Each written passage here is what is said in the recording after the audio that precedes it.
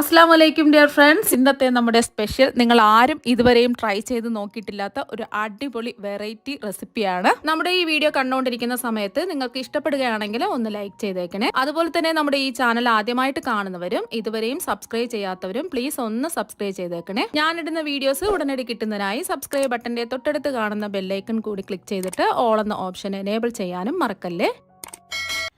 ആദ്യം തന്നെ ഇതിനായിട്ട് ഒരു ബൗളിലേക്ക് 250 ml കപ്പിന് 3.5 കപ്പ് വെള്ളം ഒഴിച്ചു കൊടുക്കാം. ഞാനിപ്പോൾ വെള്ളം എടുത്തിട്ടുള്ളത് നമ്മൾ കയ്യിൽ തൊട്ട് നോക്കുന്ന സമയത്ത് തൊടാൻ പറ്റുന്ന രീതിയിലുള്ള ചൂടാണ്. ഒരുപാട് ചൂടാവാൻ പാടില്ല. നമ്മളിതിൽ ഈസ്റ്റ് ചേർക്കുന്നുണ്ട്, അപ്പോൾ അതുകൊണ്ട് ഓവറായിട്ട് അങ്ങ് ചൂടായി പോകരുത്. നമ്മൾ കയ്യിലൊന്ന് തൊട്ട് നോക്കുന്ന സമയത്ത് ചെറിയൊരു ചൂട് മാത്രമേ ഉണ്ടാവാൻ പാടുള്ളൂ. ചെറിയ ചൂടോട് കൂടി എടുത്ത വെള്ളമാണ്. രണ്ടാമത്തെ കപ്പ് വെള്ളവും കൂടി ഒഴിച്ചു കൊടുത്തിട്ടുണ്ട്. ഞാനിപ്പോൾ അളവ് കപ്പിലല്ലേ എടുത്തിട്ടുള്ളത്. അപ്പോൾ ഇതുപോലത്തെ അളവ് കപ്പ് ഇല്ലാന്നുണ്ടെങ്കിൽ സാധാരണ നമ്മൾ ചായയൊക്കെ കുടിക്കുന്ന ഗ്ലാസ് ഉണ്ടല്ലോ, ആ ഗ്ലാസിൻ്റെ വലിപ്പത്തിനനുസരിച്ച് വെള്ളം എടുക്കുക. ബാക്കിയെല്ലാം ആ ഗ്ലാസിൻ്റെ അളവിനനുസരിച്ച് എടുക്കുക. ഇപ്പം ഞാൻ 3.5 കപ്പ് വെള്ളം ഒഴിച്ചു കൊടുത്തിട്ടുണ്ട്. ഇനി ഈ വെള്ളത്തിലേക്ക് ആവശ്യത്തിനുള്ള ഉപ്പിട്ട് കൊടുക്കാം. ഞാനിപ്പോൾ 1 ടീസ്പൂൺ ഉപ്പാണ് ഇട്ട് കൊടുക്കുന്നത്. അത് നിങ്ങൾ 1/4 ടീസ്പൂൺ ഉപ്പിട്ട് കൊടുത്ത് നോക്കുക. എന്നിട്ട് വെള്ളത്തിൽ ഉപ്പുണ്ടോ എന്നൊന്ന് ചെക്ക് ചെയ്ത് നോക്കുക. വെള്ളത്തിൽ ഉപ്പില്ല എന്നുണ്ടെങ്കിൽ വീണ്ടും 1/4 ടീസ്പൂൺ ഉപ്പും കൂടി ചേർത്ത് കൊടുക്കും. ഞാനിപ്പോൾ ഇതിലേക്ക് ഇട്ട് കൊടുത്ത ഉപ്പ് കറക്റ്റ് അളവാണ്. 1 ടീസ്പൂൺ ഉപ്പ് ഈ വെള്ളത്തിന് കറക്റ്റ് അളവാണ്. ഇനി ഇതിലേക്ക് നമ്മൾ ചേർത്ത് കൊടുക്കുന്നത് ഇൻസ്റ്റന്റ് ഈസ്റ്റ് ആണ്. അപ്പോൾ ഈസ്റ്റ് വാങ്ങുമ്പോൾ ഫ്രഷ് ഈസ്റ്റ് വേണം നോക്കി വാങ്ങാനായിട്ട്. അപ്പോൾ ഞാനിപ്പോൾ 2 ടീസ്പൂൺ ഇൻസ്റ്റൻറ്റ് ഈസ്റ്റാണ് ഇതിലേക്ക് ചേർത്ത് കൊടുത്തിട്ടുള്ളത്. ഫ്രഷ് ആയിട്ടുള്ള ഈസ്റ്റ് അല്ലാന്നുണ്ടെങ്കിൽ പെട്ടെന്ന് ഈ ഈസ്റ്റ് ആക്റ്റീവായി കിട്ടില്ല. അതുപോലെ തന്നെ ഡേറ്റ് നോക്കിയിട്ട് പഴകിയ ഈസ്റ്റ് ഒന്നും വാങ്ങാതെ ഫ്രഷ് ആയിട്ടുള്ള ഈസ്റ്റ് നോക്കി വാങ്ങുക. അതൊന്ന് പ്രത്യേകം ശ്രദ്ധിക്കുക. അപ്പോൾ നമ്മൾ ചെറിയ ബോള് പോലെയുള്ള ഈസ്റ്റ് ഒക്കെ ആണെന്നുണ്ടെങ്കിൽ, ഡ്രൈ ഈസ്റ്റ് ഉണ്ടല്ലോ, അപ്പോൾ അതൊക്കെ ആണെന്നുണ്ടെങ്കിൽ 1/4 കപ്പ് ചെറിയ ചൂടുള്ള വെള്ളത്തിൽ ഈസ്റ്റ് ഇട്ട് വെച്ച് ഈസ്റ്റ് ഒന്ന് ആക്റ്റീവായി നല്ലോണം ഒന്ന് പൊങ്ങി വന്നതിന് ശേഷം ഇതിലേക്ക് ഒഴിച്ചു കൊടുക്കുക. ഇൻസ്റ്റന്റ് ഈസ്റ്റ് ആകുമ്പോൾ നേരിട്ട് ഇതിലേക്ക് ചേർത്ത് കൊടുത്താൽ മതിയാകും. ഇപ്പം നന്നായിട്ട് ഒന്ന് മിക്സ് ചെയ്ത് എടുത്തിട്ടുണ്ട്. ഇത് നമുക്ക് നോമ്പ് കാലത്തൊക്കെ പെട്ടെന്ന് റെഡിയാക്കി എടുക്കാൻ പറ്റിയ ഒരു ബ്രേക്ക്ഫാസ്റ്റ് ആണ്. ഇപ്പം ഒന്ന് മിക്സ് ചെയ്ത് എടുത്തിട്ടുണ്ട്. ഇനി ഇതിലേക്ക് നമ്മൾ ചേർത്ത് കൊടുക്കുന്നത് മൈദയോ ഗോതമ്പ് പൊടിയോ ഒന്നും അല്ല, നമ്മൾ റവയാണ് ഇതിലേക്ക് ചേർത്ത് കൊടുക്കുന്നത്. റവ എടുക്കുമ്പോൾ നമ്മൾ ഒട്ടും തരിയൊന്നുമില്ലാത്ത റവ വേണം ഇതിലേക്ക് എടുക്കാനായിട്ട്. ഒട്ടും തരിയൊന്നുമില്ലാത്ത ഇതുപോലത്തെ റവ വേണം എടുക്കാൻ വേണ്ടിയിട്ട്. ഞാനിപ്പോൾ റോസ്റ്റ് ചെയ്ത റവയാണ് എടുത്തിട്ടുള്ളത്. കുറച്ച് തരികൾ വലുപ്പമുള്ള റവയാണെന്നുണ്ടെങ്കിൽ മിക്സിയുടെ ജാറിലിട്ട് ഒന്ന് പൊടിച്ചിട്ട് വേണം എടുക്കാനായി. 1 കപ്പ് റവ ഇട്ട് കൊടുത്ത് ഒന്ന് മിക്സ് ചെയ്തെടുക്കുക. ഒരുമിച്ച് ഇടുകയാണെന്നുണ്ടെങ്കിൽ ഒരുപാട് കട്ടകൾ പോലെ കിടക്കും. ഞാനിപ്പോൾ എടുത്തിട്ടുള്ള റവ റോസ്റ്റ് ചെയ്തെടുത്തിട്ടുള്ള റവയാണ്. അഥവാ റോസ്റ്റ് ചെയ്യാത്ത റവയാണെന്നുണ്ടെങ്കിൽ ഒരു പാനിലിട്ട് ഫ്ലെയിം കുറച്ച് വെച്ചിട്ട് ഒന്ന് റോസ്റ്റ് ചെയ്തെടുക്കുക. അതിൻ്റെ നിറമൊക്കെ ചെറുതായിട്ടൊന്ന് മാറുന്ന വരെ ഫ്ലെയിം കുറച്ച് വെച്ചിട്ട് നല്ലൊരു മണമൊക്കെ വരുമല്ലോ, അതുപോലെ ഒന്ന് റോസ്റ്റ് ചെയ്തെടുക്കാം. ഞാനിപ്പോൾ നോമ്പ് സമയമൊക്കെ ആയതുകൊണ്ട് ഇതുപോലെ കുറച്ചധികം റവ ഇതുപോലെ റോസ്റ്റ് ചെയ്ത് വെക്കുകയാണ് ചെയ്യുന്നത്. അങ്ങനെ ആകുമ്പോൾ നമുക്ക് തരിക്കഞ്ഞിയൊക്കെ ഉണ്ടാക്കാം. പെട്ടെന്ന് തന്നെ നമുക്ക് സമയം ലാഭിക്കുകയും ചെയ്യാം. വീണ്ടും 1 കപ്പ് ഇട്ട് കൊടുത്തതിന് ശേഷം ഒന്ന് മിക്സ് ചെയ്തെടുക്കുക. നമ്മൾ എത്രയാണോ വെള്ളം ഒഴിച്ചു കൊടുത്തത് അതേ അളവിൽ തന്നെയാണ് റവയും എടുക്കേണ്ടത്.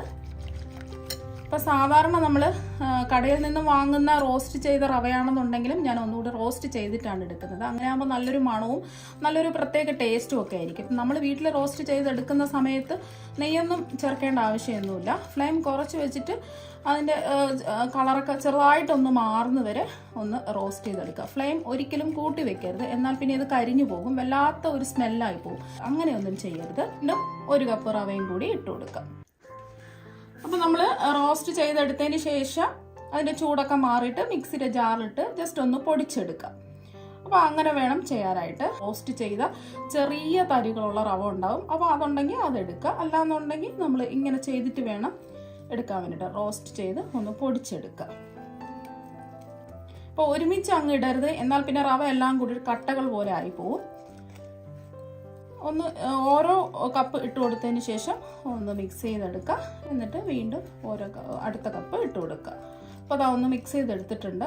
ഇനി ഒരു 1/2 കപ്പും കൂടി ഇട്ട് കൊടുക്കുക. നമ്മൾ എത്രയാണോ വെള്ളം എടുത്തത് അതേ കപ്പിൽ തന്നെയാണ് നമ്മൾ റവയും എടുക്കേണ്ടത്. 1/2 കപ്പ് റവയും കൂടി ഇട്ട് കൊടുക്കുക. അപ്പോൾ 3.5 കപ്പ് റവ ഇട്ട് കൊടുത്തിട്ടുണ്ട്. ഒന്ന് മിക്സ് ചെയ്തെടുക്കുക.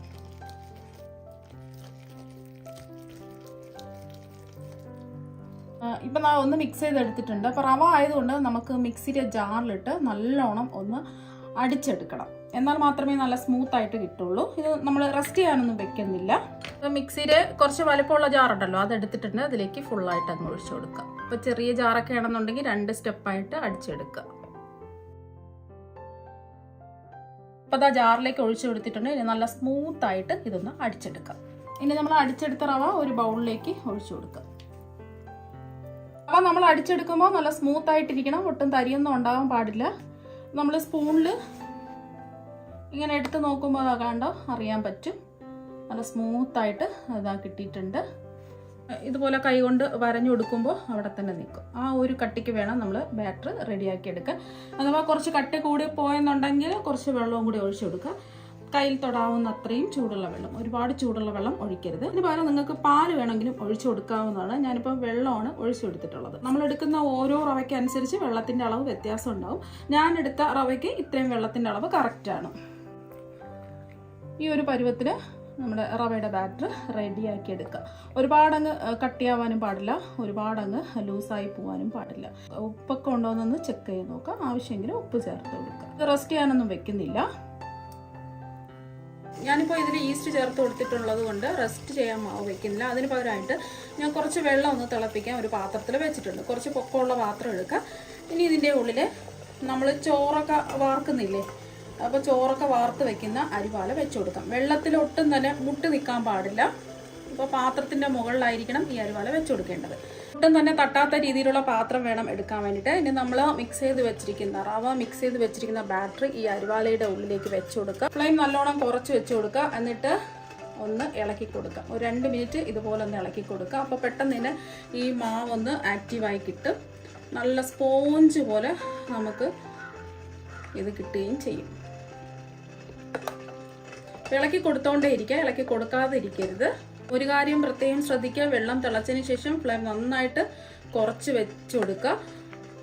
ഇപ്പം ഫ്ലെയിം കൂട്ടി വെക്കുകയാണെന്നുണ്ടെങ്കിൽ ഈ മാവ് വെന്ത് പോകും. അതൊന്ന് പ്രത്യേകം ശ്രദ്ധിക്കുക. നമുക്കിത് പെട്ടെന്ന് റെഡിയായി കിട്ടാൻ വേണ്ടിയിട്ടാണ് ഇങ്ങനെ ചെയ്യുന്നത്. അല്ലാന്നുണ്ടെങ്കിൽ ഒരു അരമണിക്കൂറെങ്കിലും ഇതൊന്ന് റെസ്റ്റ് ചെയ്യാൻ വെക്കേണ്ടി വരും.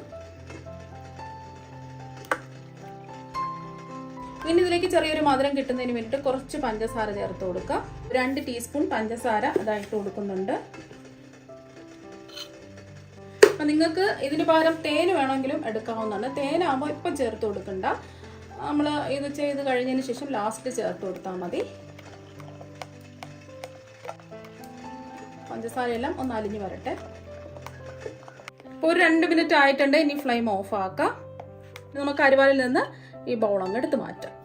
ഇനി നമുക്ക് ഈ മാവ് റെസ്റ്റ് ചെയ്യേണ്ട ആവശ്യമൊന്നുമില്ല, പെട്ടെന്ന് തന്നെ നമുക്ക് ചുട്ടെടുക്കാം. ഇതിൽ വേണമെന്നുണ്ടെങ്കിൽ ഈ മാവിലേക്ക് നിങ്ങൾക്ക് 1 ടീസ്പൂൺ നാരങ്ങ നീരോ അല്ലെങ്കിൽ വിനാഗിരിയോ ചേർത്ത് കൊടുത്ത് ഒന്ന് ഇളക്കി യോജിപ്പിച്ചതിന് ശേഷം ചുട്ടെടുത്താലും മതി. കുറച്ചും കൂടെ നല്ല ടേസ്റ്റ് ആയിരിക്കും. ഞാനിപ്പോൾ വിനാഗിരിയോ നാരങ്ങ നീരോ ഒന്നും ചേർത്തിട്ടില്ല.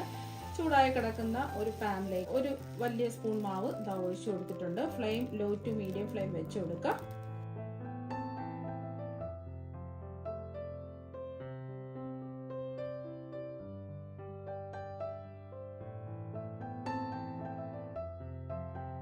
അപ്പം നിറച്ച് ഹോൾസ് ഒക്കെ വന്നിട്ട് ഇതാ ഡ്രൈ ആയി വന്നിട്ടുണ്ട്.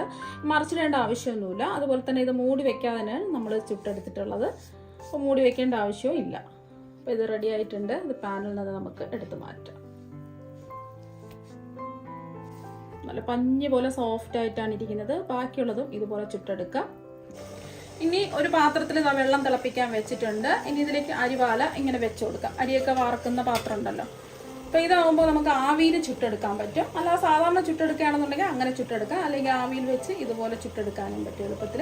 നല്ലതുപോലെ അരിവാലൊന്ന് ചൂടാവണം. ഇനി ഇതിൻ്റെ പുറത്ത് കുറച്ച് എണ്ണ ഒന്ന് ബ്രഷ് ചെയ്ത് കൊടുക്കുക. അപ്പോൾ അരിവാല നല്ലോണം ചൂടായില്ലെന്നുണ്ടെങ്കിൽ നമ്മൾ ഒഴിക്കുന്ന മാവ് ഉള്ളിലേക്ക് പോകും. അപ്പോൾ നല്ലോണം ചൂടായാൽ മാത്രമേ മാവ് അവിടെ സെറ്റായിട്ട് ഇരിക്കുകയുള്ളൂ. ഇപ്പോൾ അരിവാല നല്ലോണം ചൂടായിട്ടുണ്ട്. ഇതിലേക്ക് നമുക്ക് മാവ് ഒഴിച്ചു കൊടുക്കാം. ചെറുതായിട്ട് വേണമെന്നുണ്ടെങ്കിൽ പരത്തിയും കൂടി കൊടുക്കാം. ഇനി ഇതൊന്ന് മൂടി വെച്ച് കൊടുക്കാം.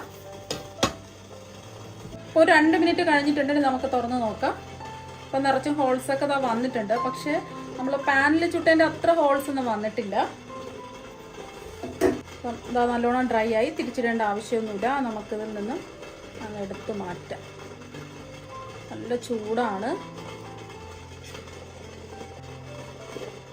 ഫ്ലെയിം ഒന്ന് കുറച്ച് വെച്ചിട്ട് ഇതുപോലെ പിടിച്ച് എടുത്ത് മാറ്റുക.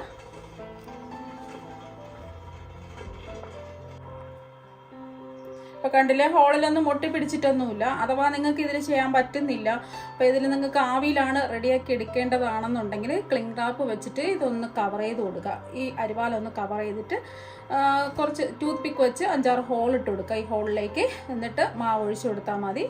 അപ്പോൾ കറക്റ്റ് പരുവത്തിൽ നമുക്ക് ഇത് റെഡിയാക്കി എടുക്കാൻ പറ്റും. അതിനേക്കാളും നമുക്ക് ഈസി ആയിട്ട് നമുക്ക് പാനിൽ ചുട്ടെടുക്കാൻ പറ്റും. നല്ല രണ്ടും ടേസ്റ്റ് തന്നെയാണ്. ഇപ്പം അതെല്ലാം ചുട്ടെടുത്തിട്ടുണ്ട്.